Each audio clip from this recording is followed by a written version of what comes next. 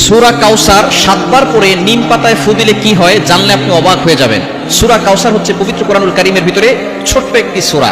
পবিত্র কোরআনুল কারীমের ১০৮ নম্বর সূরা, ১১৪টি সূরার ভিতরে ১০৮ নম্বর সূরা হচ্ছে সূরাতুল কাউসার। যদিও ছোট্ট সূরা, তবে এর ফজিলত কিন্তু অনেক বেশি। অনেক সময় আমাদের দুশমন বেড়ে যায়, আমাদের অনেক দুশমন হয়ে যায়।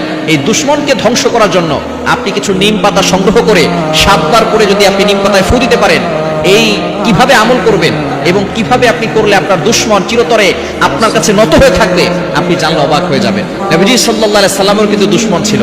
আবু জাহেল, উতবা, শাইবা মিলে সব সময় প্ল্যান করতে কিভাবে মুহাম্মদ সাল্লাল্লাহু আলাইহি সাল্লামকে ধ্বংস করে দেওয়া যায়। এই সূরাতুল কাউসারের এতটা ফজিলত কেন? এমন সময় আল্লাহ পাক রব্বুল আলামিন এই সূরা কাউসার নাজিল করেছেন, যেই সময়টা নবীজি সাল্লাল্লাহু আলাইহি সাল্লাম খুবই কষ্টের ভিতরে ছিলেন। আল্লাহ পাক রব্বুল আলামিন সূরা কাউসার নাজিল করে নবীজি সাল্লাল্লাহু আলাইহি সাল্লামকে সন্তুষ্ট করেছেন, বলেন সুবহানাল্লাহ। এই সূরাটা যখন আপনি পড়বেন, দুশমনকে কাবু করার জন্য, তাকে বাধ্য করার জন্য। অনেক সময় আমাদের দুশমন বেড়ে যায়, ভালো যিনি থাকবে তার উপরে দুশমন বেড়ে যাবে। এটা কিভাবে আমল করবেন? আপনি প্রথমে ওযু করবেন। এই আমলটা ফজরের নামাজের পরে করার চেষ্টা করবেন। ফজরের নামাজের পরে আপনি ওযু করে ফজরের নামাজ পড়ে এরপরে আপনি সেখানে বসবেন, বসে ৩ বার দুরূদ শরীফ পড়বেন। নিম পাতা নিয়ে সেখানে ৭ বার বিসমিল্লাহ সহকারে সূরা কাউসার পড়ে ফু দিবেন।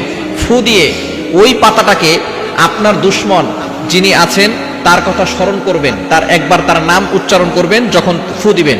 এরপরে শেষে আবার ৩ বার দুরূদ শরীফ পড়ে ওই পাতাটার ভিতরে ফু দিয়ে সেই পাতাটা আপনার যে দুশমন আছে সে যেই রাস্তা দিয়ে হাঁটে সেই রাস্তায় আপনি পুঁতে রাখবেন।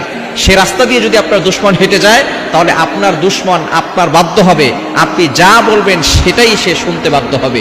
এজন্য সূরা কাউসারের ভিতরে অনেক ফজিলত রয়েছে।